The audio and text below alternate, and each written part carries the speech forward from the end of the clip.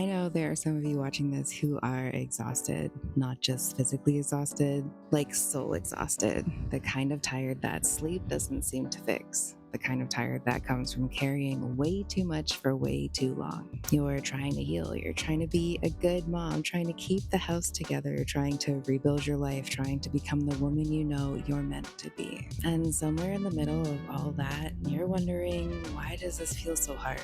You see other people making it look effortless. You see the routines, the meal plans, the workouts, the perfect morning habits. And meanwhile, you're over here just trying to remember where you put your coffee. I see you. I see the woman who feels like she's constantly starting over, the woman who had a bad day and suddenly feels like she's ruined everything, the woman who misses one workout or one prayer or one habit or one goal and immediately starts questioning whether she's capable of changing at all. I see you because I've been her. Hey, I'm Bev, and this is the Restart Life Mama. This space is for moms rebuilding their lives after survival mode. Maybe motherhood consumed you, maybe divorce cracked your world open, maybe life, trauma, burnout, or heartbreak left you looking around wondering how you even got here. And now you're trying to figure out how to rebuild everything: your health, confidence, finances, routines, identity, womanhood, life. That's what we do here. I share the real messy process of rebuilding, from healing your mindset and nervous system to learning how to adult, create routines, take care of yourself again, and build a life that actually feels good to live. I'm not coming to you from a perfect place. I'm on this journey too.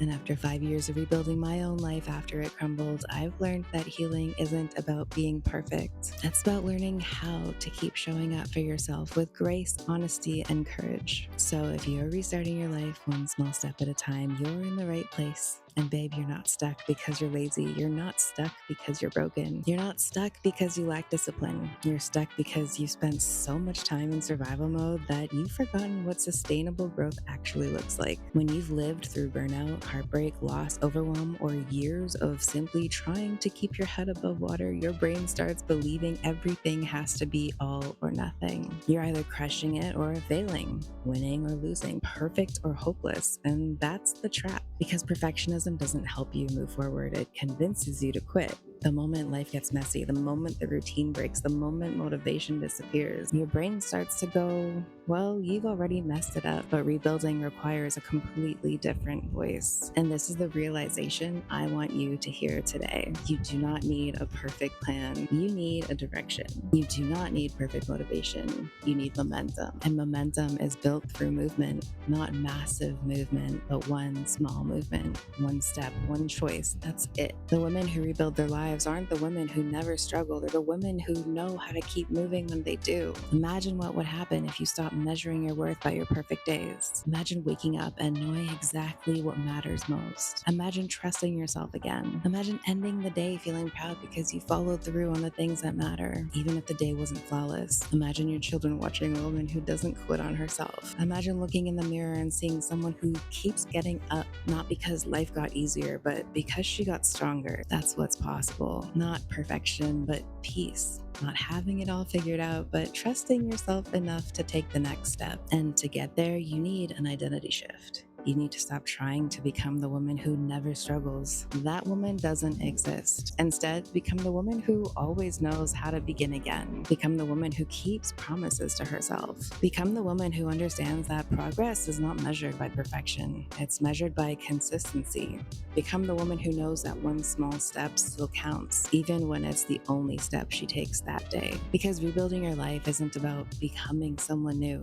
It's about becoming the woman God created you to be without whatever that pain, fear, disappointment, and survival mode convinced you of. So here's what I want you to do next. It's just one thing. Create your bare minimum. What's the smallest version of success you can commit to on the hardest days? Maybe it's drinking one bottle of water. Maybe it's taking a shower. Maybe it's reading one page or taking a 10-minute walk or praying for 5 minutes. Or maybe it's making your bed. Whatever it is, just pick one small thing.